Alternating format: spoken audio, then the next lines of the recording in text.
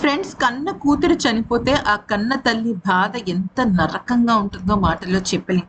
అయితే మీరు ఈ ఫోటోని గనక పరిశీలించినట్టయితే ఇక్కడ వేలగా పడుకున్న వ్యక్తి ఎవరో కాదు, వైష్ణవి వాళ్ళ అమ్మగారు.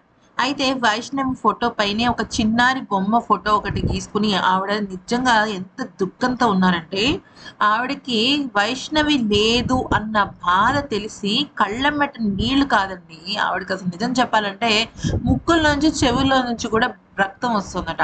కారణం ఏంటంటే ఆవిడ దాదాపుగా 5 డేస్ నుంచి ఫుడ్ తీసుకోవటం లేదు అసలు ఆవిడ. అలాగే ఇంకా వైష్ణవి ఫోటో పట్టుకొని ఏడుస్తూనే ఉన్నారు ఆవిడ.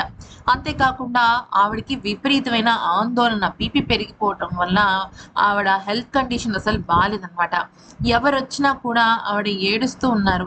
కనీసం ఒక్క ముద్ద అన్నమైనా తినండి మా కోసం అని చెప్పేసి ఎంతోమంది మహిళా సంఘాల వాళ్ళు వచ్చి భోజనం పెడుతున్నా కూడా నాకొద్దమ్మా అని చెప్పేసి ఆవిడ తినలేని పరిస్థితుల్లో ఉన్నారనమాట.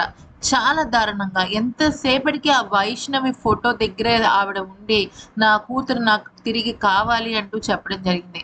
అయితే ఆవిడకి కొంచెం బీపీ పెరగటమే కాకుండా ఆవిడ మానసిక పరిస్థితి కూడా చాలా వీక్ అయిపోయారు అసలు ఆవిడ. అయితే ఒక పక్కన వాళ్ళ బ్రదర్స్ కొంచెం ఎలాగైనా సరే కోలుకొని ఎలాగైనా సరే ఆ హరిబాబుకి అలాగే ఈ ఈ యొక్క ఘాతుకానికి పాల్పడిన వాళ్ళకి బుద్ధి చెప్పాలని ఆలోచిస్తుంటే, మరొక వైపు వాళ్ళ అమ్మగారు మాత్రం అస్సలు లేవలేని పరిస్థితుల్లో ఉన్నారు. కారణం ఏంటి అంటే వాళ్ళ అమ్మగారికి, అంటే వాళ్ళ అమ్మగారు ఆ వైష్ణవి చనిపోయే టైంకి ఆవిడ కొంత ఎందుకో ఆవిడకి అనిపించిందనమాట, వైష్ణవి ఏదో ప్రమాదంలో ఉంది అనేసేసి.